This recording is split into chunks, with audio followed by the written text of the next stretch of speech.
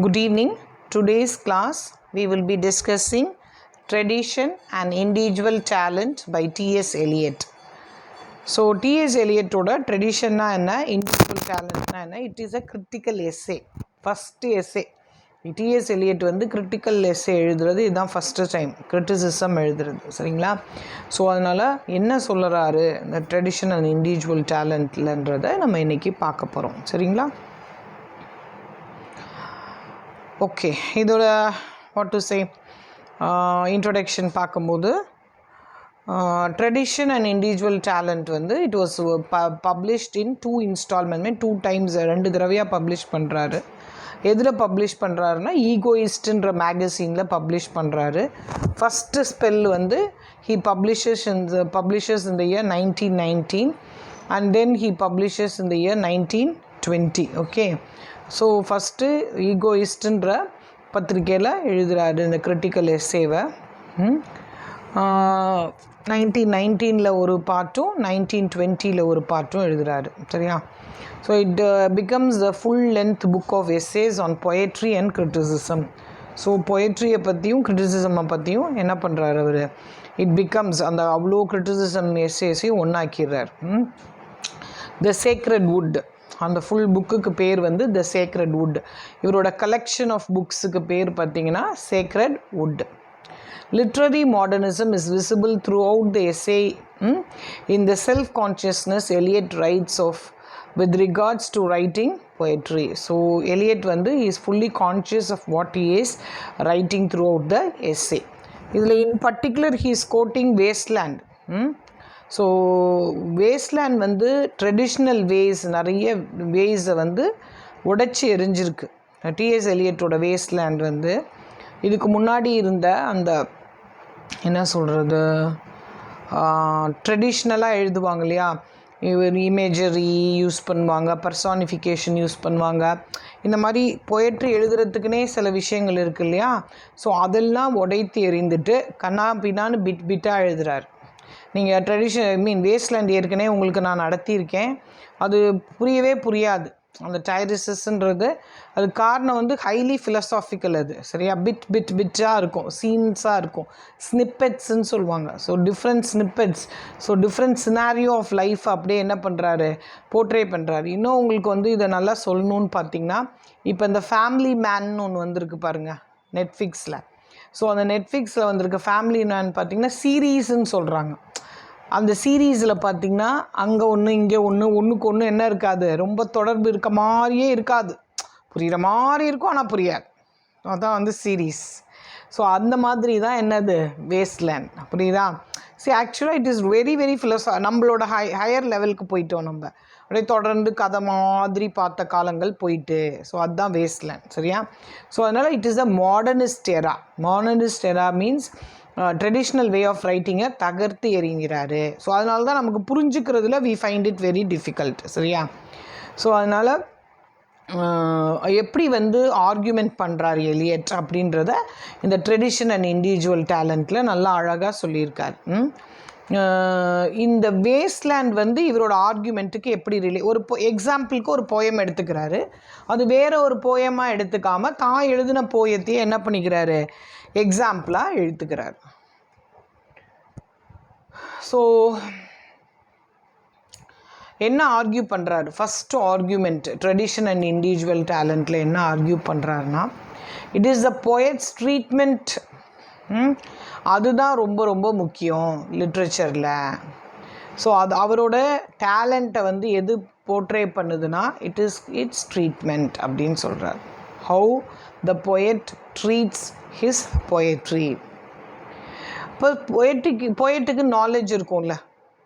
So அந்த knowledge எப்படிப்பட்ட நாலேஜாக இருக்கணும்னா, பாஸ்ட் ரைட்டர்ஸோட நாலேஜை அவரை என்ன பண்ணிக்கணும், இம்பைப் பண்ணிக்கணுன்றார். ஸோ இப்போ நமக்கு முன்னோர்கள் எப்படி எழுதியிருக்காங்கன்றது நமக்கு எப்படி தெரியும் சொல்லுங்கள், எப்படி தெரியும்? நம்ம அவங்களோட ஒர்க்கு ரைட்டிங்ஸை நிறைய படிச்சிருந்தா தான் நம்மளால் என்ன பண்ண முடியும், முன்னோர்களுடைய இதை நம்மளால் அண்டர்ஸ்டாண்ட் பண்ணிக்க முடியும். ஸோ நம்ம பாஸ்ட்டை வந்து மறந்துடக்கூடாது. இட் ஷுட் ஆல்வேஸ் இன்ஃப்ளூயன்ஸ் அப்படின்ற இதை தான் வந்து சைக்காலஜியும் சொல்கிறாங்க. சைக்காலஜிலையும் என்ன சொல்கிறாங்கன்னா, it is the psychological jeans. It is the psychological jeans. நமக்கு எப்படி பயாலாஜிக்கல் ஜீன்ஸ் நம்ம உடம்புல ஓடுதோ அதே மாதிரி சைக்கலாஜிக்கல் ஜீன்ஸும் நம்ம உடம்புல நிறையா இருக்குது. ஸோ நம்ம மூதாதையர்கள் என்ன பண்ணாங்க அப்படின்றத இப்பயும் நம்மளால் நம்மளோட பிஹேவியர் சொல்கிறாங்கல்ல. இப்போ நம்ம வீட்டில் இருக்கும்போது நீ தாத்தா மாதிரியே பண்ணுறடா, அவங்க தாத்தா இப்படி தான் பண்ணுவார், அதுக்கு காரணம் நம்மளோட ஜீன்ஸ் தான். அது மாதிரி பாஸ்ட் ரைட்டர்ஸ் வந்து they will influence this work. So individual டேலண்ட்டோட ஒரு ஆத்தரோட இண்டிவிஜுவல் டேலண்ட் மட்டும் இல்லை, அவருக்கு பாஸ்டில் அவருக்கு இருக்க நாலேஜ் இஸ் வெரி இம்பார்ட்டண்ட் அப்படின்றார். Without past a writer cannot write on his own. So he cannot write on the years. திடீர்னு எங்கேருந்தோ வந்து ஒரு கதையோ ஒரு போயட்ரியோ எழுத முடியாது அப்படின்றார். எங்கேயாவது அதுக்கு சோர்ஸ் ஆஃப் த பிளே, இப்போது சோர்ஸ் ஆஃப் த போயம் இருக்கும் இல்லையா, ஸோ அதை தான் இவர் மீன் பண்ணுறார். He states that we shall often find that not only the best but the most individual part of his work may be those in which the dead poets, his ancestors, assert their immortality most vigorously. So in the lines are very, very important. These are often quoted lines. We shall often find that not only the best but the most individual part of this work may be those in which the dead poets, his ancestors, assert their immortality most vigorously அப்படின்றார். இதுக்கு என்ன அர்த்தம் அப்படின்னா, நம்ம போயமை compose பண்ணுறோம். ஒரு writer, ஒரு poet வந்து ஒரு போயமை கம்போஸ் பண்ணுறாரு. அவர் நினச்சிக்குவார் இது தன்னுடைய சொந்த எழுத்து அப்படின்னு சொல்லி ஒரு வரியை எழுதுவார். ஆனால் அந்த வரியை எழுதி முடிச்சுட்டு ஒரு 10 பேர் அதை படித்து பார்க்கும்போது தான் தெரியும், ஏற்கனவே இது ஹோமர் சொல்லியிருக்காரோ, ஏற்கனவே டான்டே சொல்லியிருக்காரோ, ஏற்கனவே ஷேக்ஸ்பியர் சொல்லியிருக்காரோ. இன்னும் ரொம்ப ஃபைன் எக்ஸாம்பிள் பார்க்கணுன்னா ஷேக்ஸ்பியரோட ப்ளே இருக்கு இல்லையா, அதுவும் ட்ரைடனோட ப்ளே ஆல் ஃபார் லவ்வும் கிட்டத்தட்ட ஒன்று தான். ஏன் ஷேக்ஸ்பியரோட பிளேயை தழுவி ட்ரைடனோட பிளேயை தழுவி தான் யார் எழுதியிருக்கா, ஷேக்ஸ்பியர் எழுதியிருக்கார். ஸோ நம்ம நினைப்போம் இதுதான் நம்மளோட இண்டிவிஜுவாலிட்டி அப்படின்னு சொல்லிட்டு, but that is not at all our individuality. நீங்கள் நல்லா யோசித்தீங்கன்னா எப்பயோ இருந்த போயட்டு இதே மாதிரி எழுதியிருப்பார். இப்போ ஃபேஷன் மாதிரி தான் அது. இப்போ நம்ம ஃபேஷனை பாருங்களேன், ஃபேஷன் வந்து மாறிட்டே இருக்குது. ஒரு சின்ன எக்ஸாம்பிள் சொல்கிறேன், இந்த காதில் போடுவோம்ல ஜிம்கி. ஸோ அது வந்து ஒரு காலத்தில் it was very fashionable in those days. அதுக்கப்புறம் நடுவில் அந்த ஃபேஷன் மாறிச்சு, திருப்பி ஜிம்கி ஃபேஷன் பயங்கரமாக வர ஆரம்பிச்சிச்சு. அதை வச்சு ஒரு பாட்டே வந்துருச்சு. ஸோ நம்ம நினைக்கிறோம் இப்போ தான் புதுசாக இதெல்லாம் ஃபேஷன் கண்டுபிடிக்கிறோன்னு. அது அப்படி கிடையாது. அது மாதிரி தான் ரைட்டிங்ஸ். ஆல்ரெடி யாரோ வந்து இந்த ரைட்டிங்ஸை ரொம்ப அழகாக எழுதியிருப்பாங்க. நம்மளோட இண்டிவிஜுவல் ஒர்க்குன்னு நினைக்கிறோம், ஆனால் ஆல்ரெடி இந்த மாதிரி இதை யாரோ ஒருத்தர் எழுதியிருக்காரு. அதுதான் இந்த லைன்ஸோட எக்ஸ்ப்ளனேஷன். இது அடிக்கடி கொஸ்டின் பேப்பரில் கேட்கக்கூடிய கொஸ்டின். ஸோ நம்ம நினச்சிட்ருக்கோம் இட் இஸ் இண்டிவிஜுவல்னு, but nothing is individual because of the psychological genes. நம்மளை அறியாமல் நம்ம என்ன பண்ணுவோம், பாஸ்ட்டுக்குள்ளார போய் நம்மளோட பிரெயின் வந்து என்ன பண்ணுவோம், அங்கே இருக்கிற இதெல்லாம் என்ன பண்ணுவோம், கலெக்ட் பண்ணிக்கும். சரியா? அதான் ஆர்கிடைப்பல் லிட்ரேச்சர்லேயும் ஃப்ராய்டு இவங்களாம் அதான் சொல்கிறாங்க. History is very very important. இன்னும் வடிவேல் சைடில் சொல்லணுன்னா வரலாறு முக்கியம் அமைச்சரே அப்படின்னு சொல்கிறாருல. ஸோ நம்மளுடைய வரலாறு கண்டிப்பாக நமக்கு ரொம்ப ரொம்ப முக்கியம். அதான் tradition. that is called as tradition. We should learn. So அப்படி பார்க்க போனால் எலியட் என்ன சொல்கிறாரு, நம்ம படித்த ஒரு எழுத்தாளரால் தான் சிறந்த போயமை உருவாக்க முடியும். ஏன்னா நல்ல படிப்பாளியால் தான் என்ன பண்ண முடியும், நிறைய விஷயங்களை படிச்சிருக்க முடியும். என்ன கொஞ்சமாக போயம்ஸ், இந்த புது கவிதைகள் எழுதுகிறவங்க இல்லை, அந்த ஆன் த ஸ்பாட் கவிதைகள் எழுதுகிறவங்களாம் நிறைய படித்தவங்களாம் இருக்க மாட்டாங்க. அந்த நேரத்தில் அவங்களுக்கு ஒரு கவிதை வந்திருக்கும். சரிங்களா? ஸோ அதனால் இவர் சொல்கிற விளக்கத்தை பார்த்தா புதுசாக யாரும் பொயட்டாக வர முடியாது. He should always be a knowledgeable person. நிறைய படித்தவர், well learned person can only become a good poet according to T S Eliot. Okay. So Eliot இன்னும் எக்ஸ்பிளைன் பண்ணுறாருனா, இமிட்டேட் பண்ணுறது இல்லைன்றார். அதை நல்லா ரூல் அவுட் பண்ணுறார். நம்ம என்ன பண்ணுறோம், ஒரே மாதிரி அடித்தான் காப்பின்னு சொல்லுவோம். அவன் இப்படி போட்டுருதான், நம்மளும் இப்படி போடுறது. That is called as imitation. ஆனால் அவர் என்ன சொல்கிறார், ட்ரெடிஷன்ன்றது not imitation, it is not repetition. இப்போ ஒரே மாதிரியா எல்லாரும் எழுதுனா நம்ம என்ன பண்ணுவோம், வாசிப்போம், அதை வாசிக்கவே மாட்டோம்.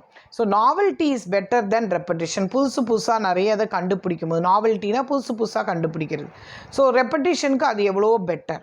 ஸோ ட்ரெடிஷன்றது நீங்கள் நினைக்கிற மாதிரி இட் இஸ் நாட் இமிட்டேஷன் நார் it is repetition, it is not at all repetition. So அதில் இருக்க அந்த க்ரக்ஸ் ஆஃப் த போயம்னு எடுத்துக்கிறோம். அதை வச்சு நம்மளோட ஐடியாஸ் அதில் பூத்தி, நம்மளோட ஜானர் அதில் பூத்தி வேறு மாதிரி ப்ரெசன்ட் பண்ணும். சரியா? So old wine in a new bottle அந்த மாதிரி. He defines tradition as something only to be gained by the labor of knowing literature of the past and by being critically aware of what techniques and content is of value. So அந்த டெக்னிக்காலிட்டிஸை நம்ம என்ன பண்ணிக்கணும், use பண்ணிக்கணும். So என்ன டெக்னிக்ஸை வந்து அந்த past poets வந்து use பண்ணுறாரு, ஸோ அதை வச்சு நம்ம வந்து நம்மளோட நாலேஜை வச்சு என்ன பண்ணணும், இந்த போயமை எப்படி எழுதணும், அதோட கான்டென்ட் வேல்யூ. இப்போ ஒரு இயற்கையை பற்றி ஒரு போயட் எழுதுகிறாரு அப்படின்னா அது எவ்வளோ valuable. Not everybody will be attracted towards nature, ஆனால் பெரும்பாலானவங்க they will be attracted towards nature. So கான்டென்ட்டும் இம்பார்ட்டண்ட்டு, டெக்னிக் யூஸ் பண்ணதும் important. So the poet should be aware of the simultaneous order of literary tradition. So அதனால் literary ட்ரெடிஷனை அவர் என்ன பண்ணிகிட்டே இருக்கணும், follow பண்ணிகிட்டே இருக்கணும். ஸோ கிளாசிக்ஸ், டான்டே, இந்த மாதிரி நிறைய பெரிய பெரிய எழுத்தாளர்கள் கிளாசிக்ஸ் எழுதியிருக்காங்களே, மில்டன், அந்த கிளாசிக்ஸ் அவர் என்ன பண்ணிகிட்டே இருக்கணும், he should be having in mind. சரியா? ட்ரெடிஷன் எப்போ அக்யூமுலேட் ஆகும்னா we should have wisdom and experience in literature. சரியா? நம்ம கொஞ்சம் கொஞ்சமாக அதை அக்வயர் பண்ணணும் ட்ரெடிஷனை. நம்ம திடீர்னு போய் இப்போ நம்ம ஒரு எக்ஸாம்பிள் சொல்கிறேன் பாருங்கள். அமெரிக்காவில் போய் அமெரிக்கன் மாதிரி வாழ முடியாது. நம்ம போனோன்னா அவங்களோட பழக்க வழக்கங்கள்லாம் நமக்கு புரியறதுக்கே கொஞ்சம் நாள் ஆகும். அதுக்கப்புறம் தான் நம்ம அவங்களில் ஒருத்தர் ஆகும். இப்போ இங்கேருந்து திடீர்னு அங்கே போகும்போது என்ன தான் இருந்தாலும் நம்மளை பார்த்தோன்னே என்ன கேட்டுருவாங்க, இந்தியனான்னு கேட்டுருவாங்க. ஆனால் கொஞ்சம் காலப்போக்கில் பார்த்தீங்கன்னா இந்தியனானே கூட ஐடென்டிஃபை பண்ண முடியாத அளவுக்கு நம்மளோட பிஹேவியர் அவங்க பிஹேவியர் மாதிரி மாறிடும். சரியா? அதனால தான் we should imbibe their quality, we should imbibe their quality அப்படின்னு சொல்கிறார். அடுத்தது பார்த்திங்கன்னா ஒரு தனித்தனி என்டிட்டியாக இருக்க முடியாது அப்படின்னு சொல்கிறார். தனித்தனி என்டிட்டியாக இருக்க முடியாது எந்த ரைட்டருமே. சரியா? நோ ரைட்டர் ஒரு பீஸ் ஆஃப் லிட்ரேச்சர், ஒரு போயமாக இருக்கட்டும், ஒரு ப்ரோஸாக இருக்கட்டும், they cannot be exist in isolation. எல்லாமே ஒன்றோட ஒன்று தொடர்புடையது. இதுக்கு ஒரு எக்ஸாம்பிள் சொல்கிறேன். மேன் இஸ் அ சோஷியல் அனிமல்னு சொல்லுவாங்க. இப்போ ஃபார் எக்ஸாம்பிள் நம்ம எத்தனை பேரை டிபெண்ட் ஆகியிருக்கோம் இந்த லைஃப்பில். ஏன் நம்ம சொசைட்டி, நம்ம எல்லாமே எனக்கு காசு இருக்குது, பணம் இருக்குது, எல்லாம் இருக்குது, ஆனால் என்னால் தனியாக வாழ முடியுமா? முடியாது. அது மாதிரி literature cannot exist on its own. சரியா? ஸோ இது ஒரு ஒர்க் ஆஃப் ஆர்ட்டை நம்ம ஜட்ஜ் பண்ணணும் அப்படின்னா மித்த work of art, touchstone method நேற்று சொன்னேன் பார்த்தீங்களா, யார் சொன்னால், மேத்யூ ஆர்னால்ட் சொன்னார்ல, அதை கிட்டத்தட்ட இவர் யூஸ் பண்ணுறாரு. ஒர்க்ஸ் ஆஃப் த பாஸ்டோட இப்போ ப்ரெசன்ட் ஒர்க்கை நம்ம என்ன பண்ணணும், கம்பேர் பண்ணி பார்க்கணும். என்ன அப்படின்னா ட்ரெடிஷன் வந்து இஸ் கான்ஸ்டன்ட்லி சேஞ்சிங். ஏன்னா நியூ ஒர்க் வர வர ட்ரெடிஷன் மாறிட்டே வரும். இதுதான் நான் ட்ரெஸ்ஸை வச்சு ஒரு எக்ஸாம்பிள் சொன்னேன், தோடு வச்சு எக்ஸாம்பிள் சொன்னேன். அந்த காலத்தில் அட்டிகைன்னு ஒன்று போடுவாங்க. அந்த அட்டிகை நடுவில் ஃபேஷன் இல்லாமல் போயிட்டு பழையபடி ஃபேஷனாக வந்தது. இப்போ திருப்பி அது வந்து ஃபேஷன் இல்லாமல் போயிடுச்சு. காசு மாலை, ஒரு காலத்தில் காசு மாலை இல்லாமல் கல்யாணமே பண்ணி கொடுக்க மாட்டாங்க. வைரத்தோடு, இது மாதிரி ஒவ்வொன்றும் ஃபேஷன், பழைய ஃபேஷன் தான் என்ன பண்ணுது, புதுசாக வர மாதிரி இருக்குது. So it keeps on changing, it keeps on changing. So இப்போ வந்து ட்ரெண்ட் என்ன, இப்போ ட்ரெடிஷன் என்ன அப்படின்னா அதுக்கு தகுந்த மாதிரி அது என்ன பண்ணிக்கும், அந்த ஒர்க் ஆஃப் ஆர்ட்டு மாறிக்கும். ஸோ எனி ஒர்க் ஒரு ஆத்தர் எழுதுகிறாரு அப்படின்னா ட்ரெடிஷனோடு அவரை கன்ஃபார்ம் பண்ணிக்கணும். புதுசாக நம்ம ஏதாவது ட்ரை பண்ணோம்னா it will not work out. So அந்த ஆத்தர் வந்து அந்த ஒர்க்கை வந்து மாடிஃபை பண்ணணும். எப்படி மாடிஃபை பண்ணணும், அக்கார்டிங் டு த ட்ரெடிஷன். அதாவது ட்ரெண்ட் செட்டர்னு சொல்கிறாங்களே, இப்போ என்ன ட்ரெடிஷன் இருக்குது அந்த ட்ரெண்டுக்கு படி நம்ம என்ன பண்ணணும், நம்மளை மாறிக்கணும். ஸோ இன்னொன்று வந்து என்ன சொல்கிறான்னா, it is important for the poet to be aware of their position within the present but also their relevance in relation to the literature of the past. எப்படி புது உலகத்துக்கு அது தொடர்பு இருக்கோ அதே மாதிரி பழைய உலகத்தோடையும் அதுக்கு என்ன இருக்கணும், தொடர்பு இருக்கணும் ட்ரெடிஷனுக்கு. அப்போ தான் இட் பிகம்ஸ் ஃபுல்ஃபில்டு அப்படின்றாரு. ஸோ மாடர்ன் ஆத்தர் ட்ரெடிஷ்னல் புக்கையும் படிச்சிருக்கணும், அவரோட இன்ஃப்ளூயன்ஸும் அதில் இருக்கணும், அவரோட நாலேஜும் அதில் இருக்கணும். ஒரு நியூ ஒர்க் ஆஃப் ஆர்ட்டில் ஒரிஜினாலிட்டி இருக்கணும், அட் த சேம் டைம் அதில் என்ன இருக்கணும், ட்ரெடிஷனும் இருக்கணும்.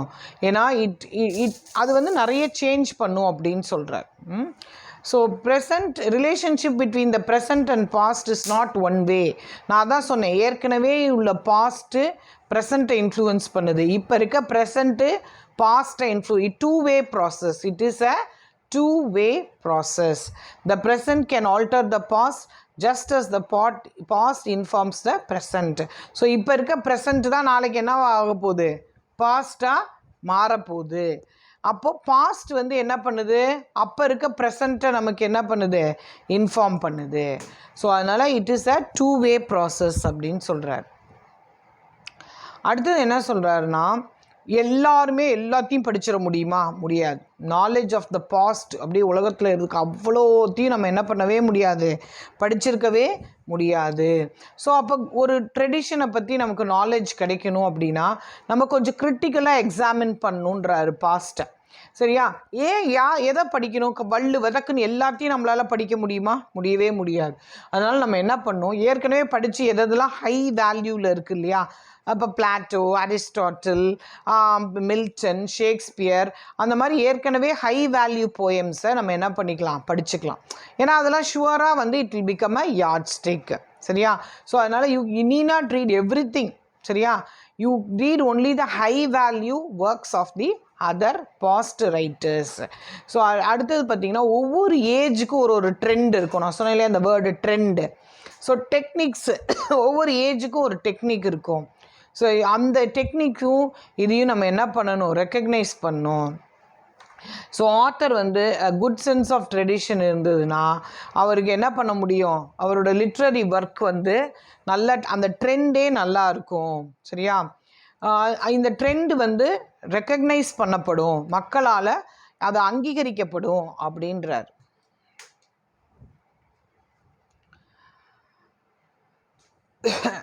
நம்ம என்ன பண்ணுறோம், ப்ரெசண்ட் பொயட்ஸோட ஒர்க்கை பாஸ்ட் ஒர்க்கோட கம்பேர் நம்ம கம்பேர் பண்ணும்போது அது பெட்டராக இருக்கா ஒஸ்ட்டாக இருக்கா அப்படின்லாம் கம்பேர் பண்ணக்கூடாது. ஸ்டாண்டர்ட் பிரின்சிபிள்ஸ் இருக்குது. சரியா? ஸ்டாண்டர்ட் அதுதான் டச் ஸ்டோன் மெத்தடில் மேத்யூ ஆர்னால்ட் சொல்கிறார்.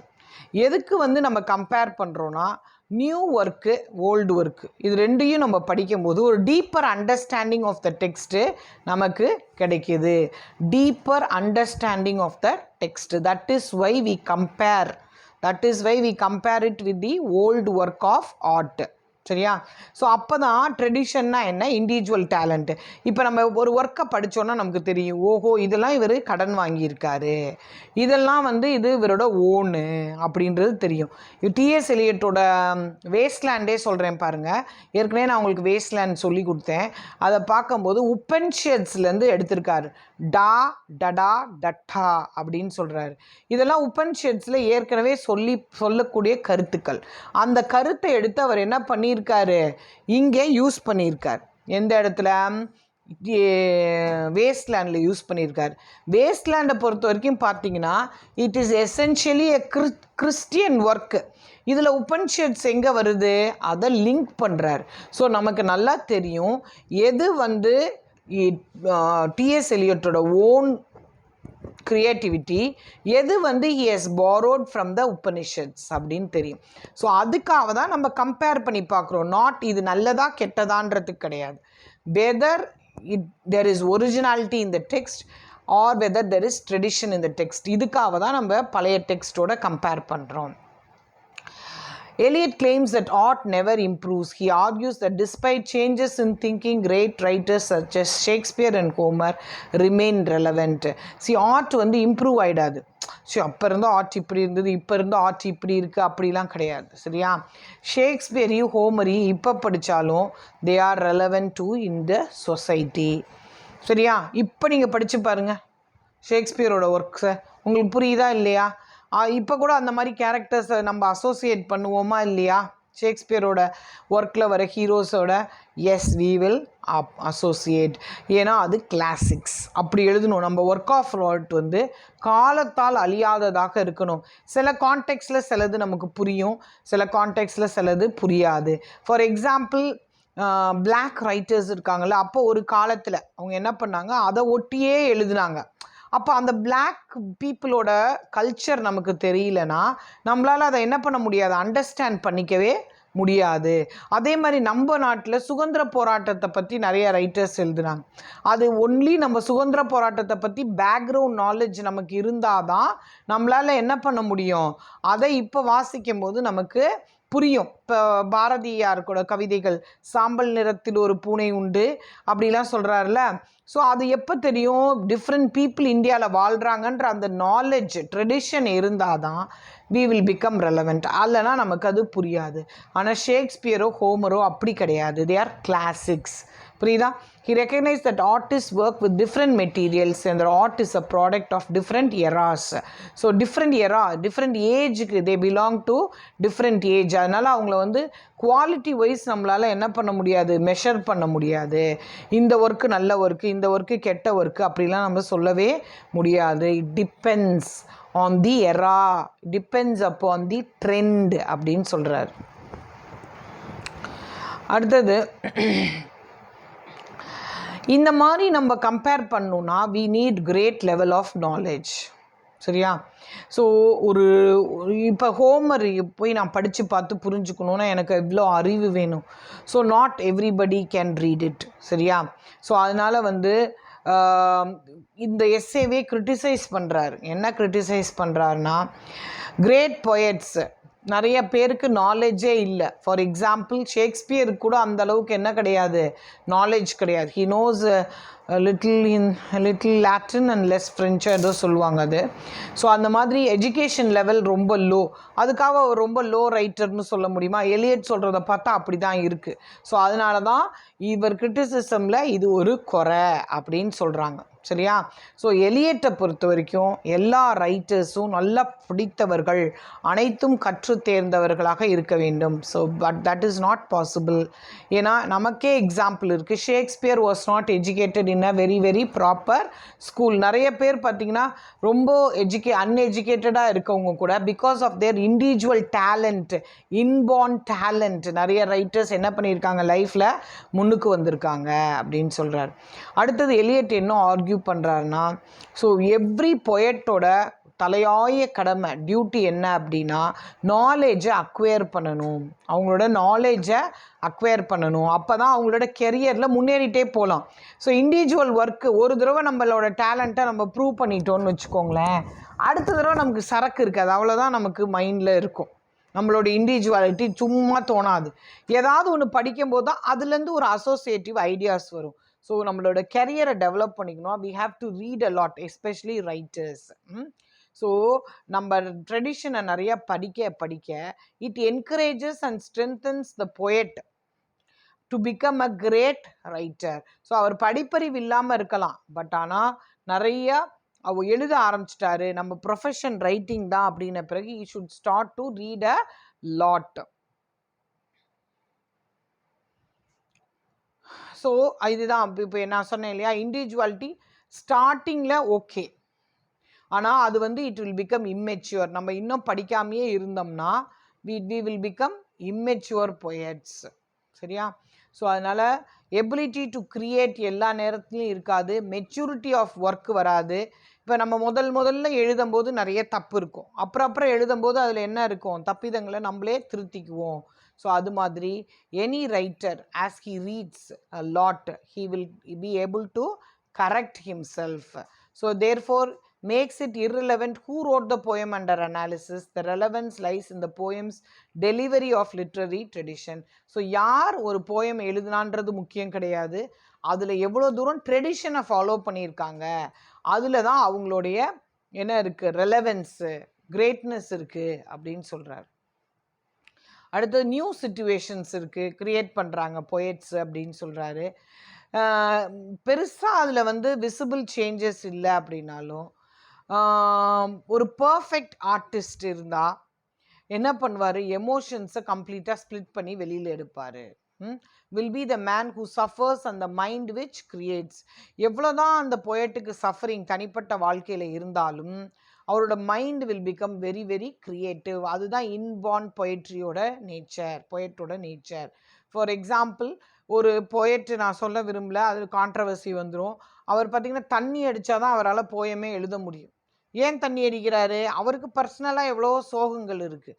அப்போ தான் அவர் மைண்ட் பிகம்ஸ் கிரியேட்டிவ். தண்ணி அடிக்கலைன்னா அவரால் என்ன பண்ண முடியாது, போயமே எழுத முடியாது. ஸோ பர்சனல் சஃபரிங்ஸ் இருக்குது, but that is different. Mind, creative mind இருக்கணும். So personality is not important. நிறைய எக்ஸ்டர்னல் ஃபேக்டர்ஸ் இருக்குது. எக்ஸ்டர்னல் ஃபேக்டர்ஸ் இருந்தாலும் ஹீ ஷுட் ரிமெயின் அன்சேஞ்ச். அதான் ஒரு நல்ல ரைட்டருக்கு அழகு அப்படின்னு சொல்கிறாரு. ஸோ வேரியஸ் ஃபீலிங்ஸோட காம்பினேஷன் இருக்குது இல்லையா, ஃபீலிங்ஸு, எமோஷன்ஸு, இதெல்லாம் சேர்ந்தது தான் ஒரு நல்ல பொயட்ரி அப்படின்றார். ஸோ நம்மளோட ஃபீலிங்ஸையும் எமோஷன்ஸையும் நம்ம ஆர்கனைஸ் பண்ண ஆரம்பிச்சிட்டோம்னா அது வந்து நல்ல குவாலிட்டி ஆஃப் பொயட்ரியை நம்ம எழுத ஆரம்பிச்சிடும். அங்கங்கே எமோஷன்ஸும் ஃபீலிங்ஸும் விட்டு விட்டாக கிடந்தால் நம்மளால் போயம் எழுத முடியாது. ஆனால் கவிஞர்கள் பார்த்திங்கன்னா எல்லாத்தையுமே ஒரு ஆர்கனைஸ்டு செக்டாராக கொண்டு வந்துடுவாங்க. சரியா? So it is a creative process. So end product will be a better quality. End product இங்கே என்ன? It is the poem. It is the work of art அப்படின்னு சொல்கிறார். அடுத்தது பர்சனல் எமோஷன்ஸுக்கும் பர்சனல் எமோஷன்ஸ் ஆஃப் த பொயட்டுக்கும் emotion of the பொயட்ரியும் எப்படி இருக்கணும்? டிஃப்ரெண்ட்டாக இருக்கணும். சரியா? நம்மளோட பர்சனல் எமோஷன்ஸும் பொயட்ரியோட எமோஷனும் வேறு மாதிரி இருக்கணும் அப்படின்னு சொல்கிறார். பர்சனல் எமோஷன்ஸ் வந்து சிம்பிளாக இருக்கலாம், ஆனால் அதை எக்ஸ்ப்ரெஸ் பண்ணும்போது, போயமில் எக்ஸ்ப்ரெஸ் பண்ணும்போது எப்படி எக்ஸ்ப்ரெஸ் பண்ணணும்? கொஞ்சம் காம்ப்ளெக்ஸாக எக்ஸ்ப்ரெஸ் பண்ணணும். இப்போ நான் ஒன்று பார்க்குறேன், அழகாக இருக்குது அப்படின்னு சொன்னால் அது போயம் ஆகாது. ஏய் சூப்பர் அப்படின்னு சொன்னால் அது என்ன ஆகிடும்? ஒரு பெரிய கவிதை ஆகிடும் இல்லையா? இப்போ நிலவு இருக்குது, நிலவை பார்க்குறோம், ஆமாம் ஒரு நிலா இருக்குது, முகம் பாரு நிலா மாதிரி இருக்குது அப்படின்னு சொன்னால் அது கவிதை கிடையாது. நிலா போன்ற முகமே வருக அப்படின்னு நம்ம சொல்கிறோம். இதே தான், வார்த்தை ஒன்று தான், ஆனால் அதில் என்ன பண்ணுறோம்? எமோஷன்ஸை கொஞ்சம் கூட்டினோம்னா it becomes a poem. It becomes a poem. So அவர் நம்மளோட எமோஷன்ஸ், பர்சனல் எமோஷன்ஸ் சிம்பிளாக இருந்தால் கூட அதில் வந்து அந்த தற்குறிப்பேற்றணின்னு சொல்லுவாங்க தமிழில். புலவர் வந்து தன்னுடைய குறிப்பை வந்து ஏற்றி சொல்கிறது. ஸோ இப்போ நெல் மணி இருக்கு இல்லையா, அது கீழே சாஞ்சிருக்கும் அறுவடை அப்போ. உடனே அதை பார்த்தோன்னே படித்தவர்களெல்லாம் அப்படியே தலை சாஞ்சு இருப்பாங்களாம். அது வந்து தன்னுடைய குறிப்பை ஏற்றி சொல்கிறார். அப்போ அது என்னவாயிடுது? கவிதை ஆகிடுது. ஸோ அதனால் நம்ம எமோஷன்ஸ் சாதாரணமாக இருந்தாலும் அதில் கொஞ்சம் நம்மளுடைய வார்த்தைகள் பொயமாக வரும்போது அதை என்ன பண்ணிடணும்? கொஞ்சம் எமோஷன்ஸை ஜாஸ்தியாக காமிக்கணும், பில்டப் பண்ணணும். வேறு ஒன்றும் இல்லைங்க, you have to build up. While it is not the role of the poet to express new emotions, the poet should express ordinary emotions in new ways.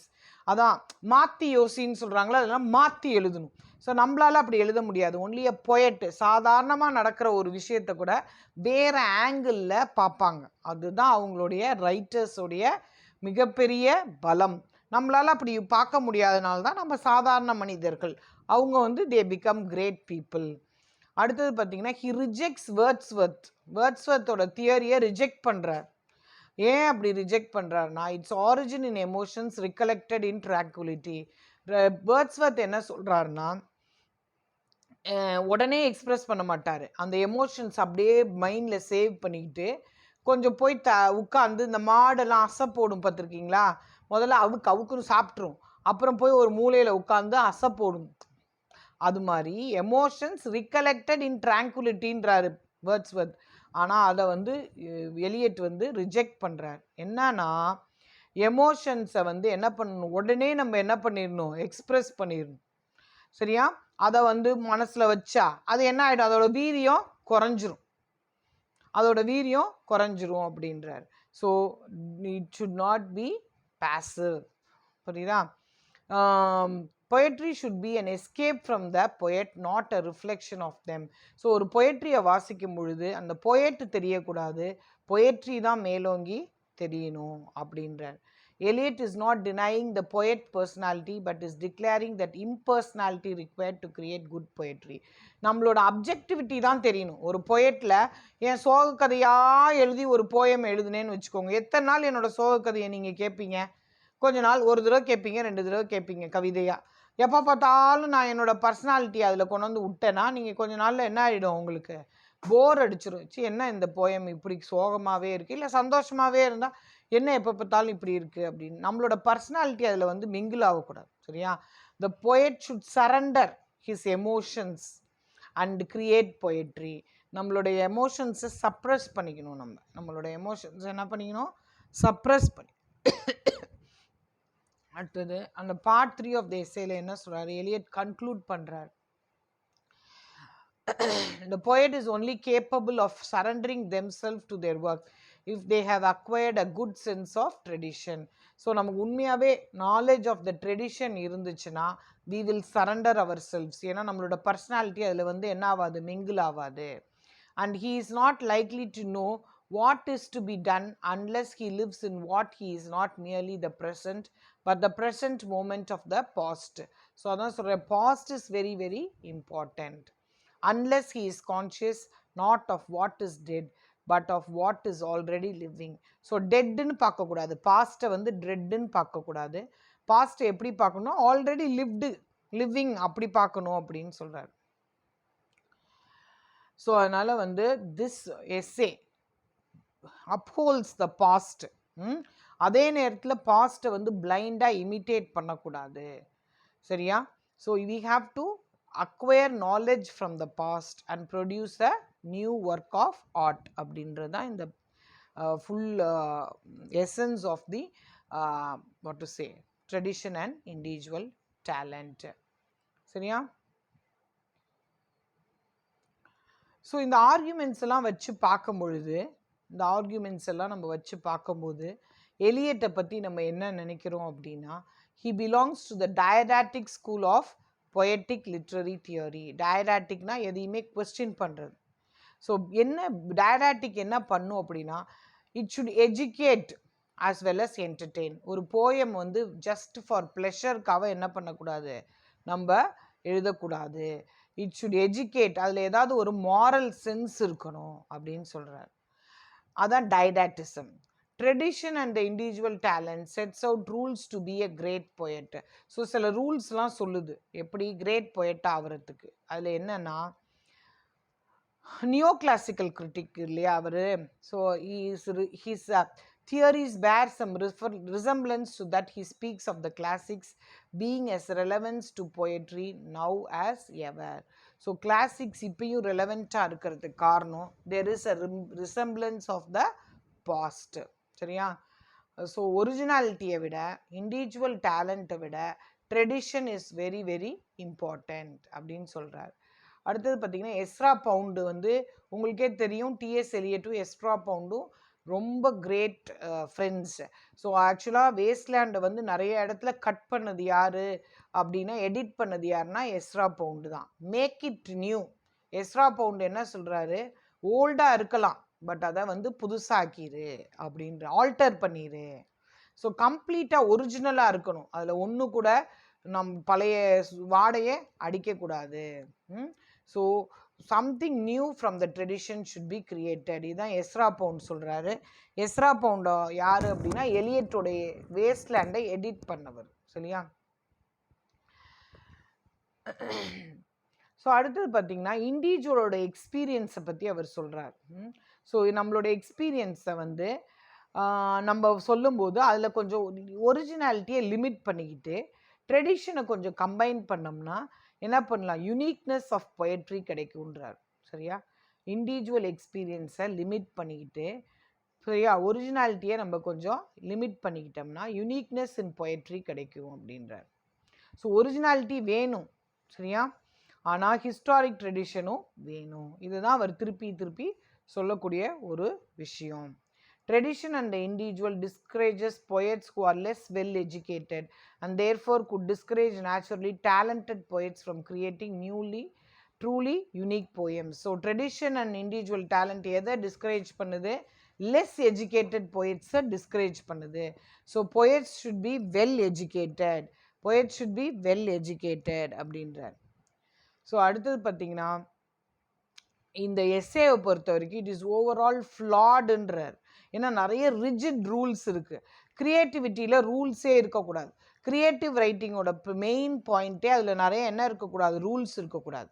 But இந்த க்ரியேட்டிவ் ரைட்டிங்கில் நிறைய ரூல்ஸ் இருக்கிறதுனால இந்த tradition and individual talent எஸ்ஏவே கொஞ்சம் நிறைய rules இருக்குன்றத, அதனால தான் this essay becomes a flat essay அப்படின்றார். அடுத்தது ஏன்னா திருப்பி அந்த லைன்ஸ் நான் சொன்னேன்ல, ஆஃப் கோட்டட் லைன்ஸ் இருக்குது அப்படின்னு சொல்லிட்டு, the most individual parts of the work may be those in which the dead poets assert their immortality more vigorously அப்படின்னு சொன்னேன் பார்த்தீங்களா. This is very very important line. நம்ம புதுசுன்னு நினைப்போம், ஆனால் அந்த புதுசில் நிறைய பழைய ரைட்டர்ஸோட வார்த்தைகள் எண்ணங்கள் பிரதிபலிப்பாக இருக்கும் அப்படின்றாரு. ஸோ இப்போ வேஸ்ட்லேண்டை எடுத்துக்கிறாருன்னு சொன்னேன் இல்லையா. வேஸ்ட்லேண்டில் ஃபுல்லாக லிட்ரரி அல்யூஷன்ஸ் இருக்குது. நிறைய அலூட் பண்ணுறாரு. அலூஷன்னா என்னன்னு உங்களுக்கு தெரியும். ஏற்கனவே யாராவது சொன்னதை திருப்பி நம்ம என்ன பண்ணுறோம்? நம்மளோட ரைட்டிங்ஸில் கோட் பண்ணுறோம். இப்போ நான் சொன்னேன் பாருங்கள், உபனிஷத்ஸ் ஆல்ரெடி நம்ம ஹிந்து இதில் இருக்குது. அதை வந்து டிஎஸ் எலியட் என்ன பண்ணுறாரு? கோட் பண்ணுறாரு. So even though T S Eliot Indian ட்ரெடிஷனுக்கு இஸ் நியூ, பட் எங்கேருந்தோ அதை என்ன பண்ணியிருக்காரு? அவர் படிச்சிருக்கார். ஸோ அதனால் நிறைய அல்யூஷன்ஸ் இருக்குது. ஸோ லிட்ரரி ட்ரெடிஷன் நிறைய அல்யூட் பண்ணும்போது அது வந்து ஒரிஜினாலிட்டியை க்ரியேட் பண்ணுது அப்படின்றார். ஏன்னா எங்கெங்கே எதை சேர்க்கணுமோ அதுதான் முக்கியம். நிறைய படிச்சிருக்காரு டிஎஸ் எலியட். அதனால தான் நம்மளால் வேஸ்ட்லேண்ட் அண்டர்ஸ்டாண்ட் பண்ணிக்கிறது கொஞ்சம் கஷ்டமாக இருக்குது. ஸோ ஆனால் அது நிறையா படித்து நிறைய கோட் பண்ணாலும் அதில் இருக்க எமோஷன்ஸ், அதில் இருக்க பர்சனாலிட்டி, அதில் அவர் எக்ஸ்பீரியன்ஸ் பண்ணுறாருல டிஎஸ் எலியட்டு. ஸோ அந்த டிஎஸ் எலியட் எக்ஸ்பீரியன்ஸ் பண்ணுறாரு பார்த்தீங்களா, அந்த இதெல்லாம் வந்து பார்த்திங்கன்னா வேஸ்ட்லேண்டில் it becomes very very important. என்ன தான் ட்ரெடிஷன்லேருந்து அவர் எடுத்தாலும் நிறைய ஒர்க்கை வந்து அல்யூட் பண்ணாலும் அவரோட எமோஷன்ஸும் பர்சனாலிட்டியும் அதில் மாறி இருக்கு. அவர் சேர்த்துருக்கார், கொடுத்துருக்கார், எக்ஸ்ட்ரா எஃபர்ட் கொடுத்துருக்கார். These aspects become clear when studied from the biographical perspective. So வேஸ்ட்லேண்டை நம்ம படிக்கும் பொழுது, அவரோட பயோக்ராஃபியை நம்ம படிக்கும் பொழுது, அவர் எவ்வளோ தூரம் மித்த ஒர்க் ஆஃப் இதில் வந்து இன்ட்ரெஸ்டடாக இருந்திருக்காரு, எவ்வளோ தூரம் ஆட் பண்ணியிருக்காரு அப்படின்றது நமக்கு தெரியுது. So Waste Land is often read as an attempt to put the ideas of tradition and individual talent into practice. Wasteland பார்த்திங்கன்னா உண்மையாகவே இந்த ட்ரெடிஷன் அண்ட் இண்டிவிஜுவல் நிறைய நல்ல சிறந்த கற்ற ஒரு மனிதர், ஒரு பொயட்டு எழுதின ஒரு ஒர்க் ஆஃப் ஆர்ட்ன்றதை தெரிஞ்சுக்கலாம். But the remaining part of this essay will focus on how Eliot fails to separate his personal experience from the creative process. So இதில் என்ன தெரியுது அப்படின்னா, செப்பரேட் பண்ணல. இந்த எலியட் வந்து தன்னோட பர்சனல் எக்ஸ்பீரியன்ஸையும் க்ரியேட்டிவ் ப்ராசஸையும் என்ன பண்ணல, செப்பரேட் பண்ணாமல் ஒன்றோட ஒன்று மிங்கிள் பண்ணிடுறார். That means it becomes one. நான் ஏற்கனவே சொல்லியிருக்கேன், பர்சனாலிட்டி ஷுட் நாட் இன்டர்ஃபியர் அப்படின்னு யாரே சொல்லியிருக்கா? டிஎஸ் எலியட்டே சொல்லியிருக்கார்.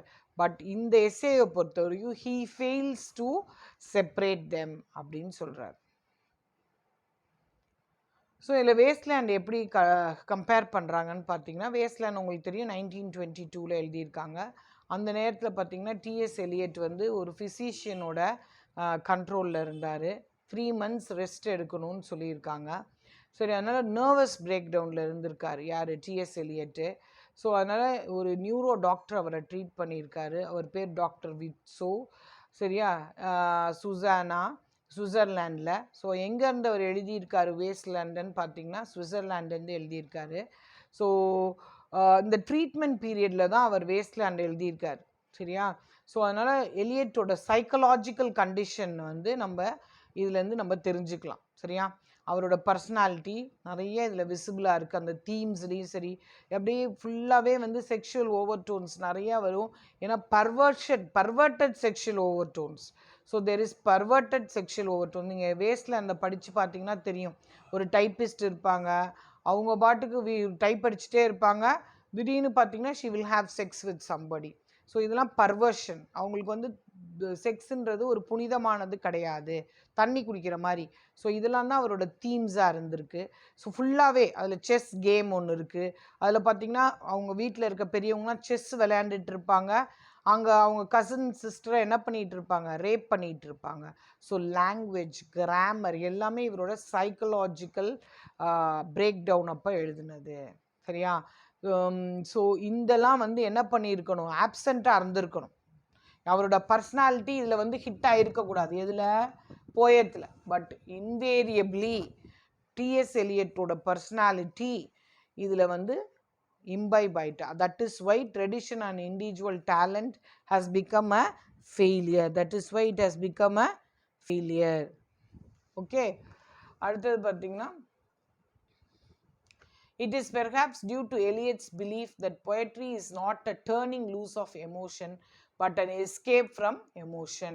ஸோ எலியட் என்ன சொல்கிறாரு, பொயட்ரி வந்து நம்மளுடைய எமோஷனை லூஸ் பண்ணுறது கிடையாது, but we have to escape from our emotion. நிறைய எமோஷன்ஸ் இருக்கும் நமக்கு, பட் நம்ம இந்த எமோஷ்னல் இதுலேருந்து எஸ்கேப் ஆகணும்னா we have to resort to poetry.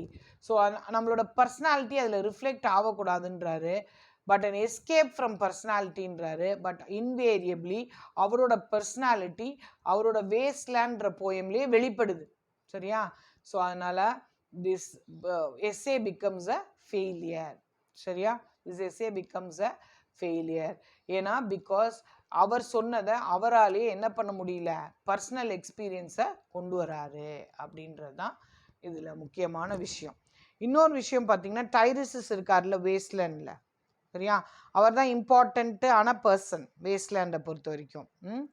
சரி, அது மாதிரி வேஸ்ட்லேண்டில் வந்து எலியட்டோட ஸ்ட்ரகிளை தான் அங்கே ரெப்ரசன்ட் பண்ணுறாரு. அவரால் அவரோட பிரெயினை வந்து என்ன பண்ண முடியல, கண்ட்ரோல் பண்ண முடியல. ஸோ டைரிசஸை வந்து யார் அண்டர்ஸ்டாண்ட் பண்ணிக்கிறாங்கன்னா, ஒரு டாக்டர் விட்டோஸ் இருக்காங்கல்ல, அவங்க அண்டர்ஸ்டாண்ட் பண்ணிக்கிறாங்க. ஏன்னா it is neurotic. Tiresias is also very very neurotic. Okay, Tiresias is also very very neurotic.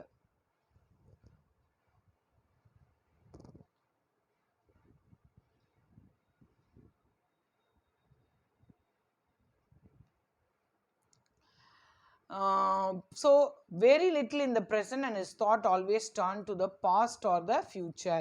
So present கொஞ்சம் கூட அவர் போல, because he is living in a neurotic state. He is living in a neurotic state. So conscious மைண்டுக்கும் unconscious மைண்டுக்கும் நடுவில் Eliot is having some problem in neurotics. சரியா? Tyresis can be assigned the role of the characterizations of Eliot's illness. So Tiresias வந்து யார் அப்படின்னு பார்த்தீங்கன்னா, அதில் இருக்க main person வேஸ்ட்லேண்டில் இருக்கவர் இவர் தான் டைரிசஸை. அவரை நீங்கள் யாரோட கம்பேர் பண்ணலாம், எலியட்டோட இல்னஸ். எலியட்டுக்கு உடம்பு சரியில்லைன்னா அவர் எப்படி ரியாக்ட் பண்ணுவார், அதுவும் சைக்கலாஜிக்கலாக அவருக்கு இல்னஸ் இருக்கும் போது எப்படி ரியாக்ட் பண்ணுவார் அப்படின்றது தான். சரியா? ஸோ அது தியரி வேறு, அவர் எழுதின தியரி வேற, பட் அவர் ப்ராக்டிஸ் பண்ணது வேற. ஸோ அடுத்தது பார்த்தீங்கன்னா, எலியட் வந்து கொஞ்சம் ரெஸ்ட் எடுக்கிறார் October 1921. But that also become very unsuccessful. On Margate sands I can connect nothing with nothing. So அதனால் ஹீ இஸ் ஹோப்லெஸ். அந்த டிஎஸ் எலியட்டோட போயம் பார்த்தீங்கன்னா ஃபுல்லாகவே வேஸ்ட்லேண்டில், அதுக்கு பேரே Waste Land because of the world war. அந்த இம்பேக்ட் இருக்கிறதுனால ஹோப்லெஸ்னஸ் தான் நிறையா இருக்குது. லாஸ்டில் தான் அந்த உபனிஷத்ஸ் மட்டும்தான் கொஞ்சம் ஸ்லைட் ஹோப்ஸ் கொடுக்குது. சரியா? ஸோ ஸ்பீக்கரோட தாட்ஸுக்கு அதில் என்ன இருக்குது, கனெக்ஷன்ஸ் இருக்குது. சரியா? இதெல்லாம் கொஞ்சம் சைக்கலாஜிக்கல் அபரேஷன்ஸ் தட் எலியட் அண்டர்வென்ட்டை காமிக்குது. அப்புறம் எலியட்டோட பிளைண்ட்னஸ், டெஃப்னஸ், மியூட்னஸ் இதெல்லாம் வந்து அவருக்கு வந்திருக்கு. எதனால? Because of the neurotic problems. So அதனால தான் இந்த நரேட்டர் டைரிசஸ் இருக்கார்ல, அவரை வந்து எலியட்டோட கம்பேர் பண்ணுறாங்க. ஸோ எலியட்டுக்கு இருந்த எல்லா பிரச்சனைகளும் யாருக்கு இருந்தது? வேஸ்ட்லேண்டில் வர அந்த டைரிஸஸ்க்கும் இருக்குது. ஸோ அப்படியே அவரோட பர்சனாலிட்டியை இது சொல்லுது. I could not speak and my eyes failed. I was neither living nor dead. நான் உயிரோடு இருக்கேனா செத்து இருக்கேனான்னு எனக்கே தெரில. And I knew nothing looking into the heart of the light the silence அப்படின்னு சொல்கிறார். இது வந்து வேஸ்ட்லேண்ட்லேருந்து கோட் பண்ணியிருக்காரு. ஸோ இதான் வந்து நியூராட்டிக் ஸ்டேட் அப்படின்றார்.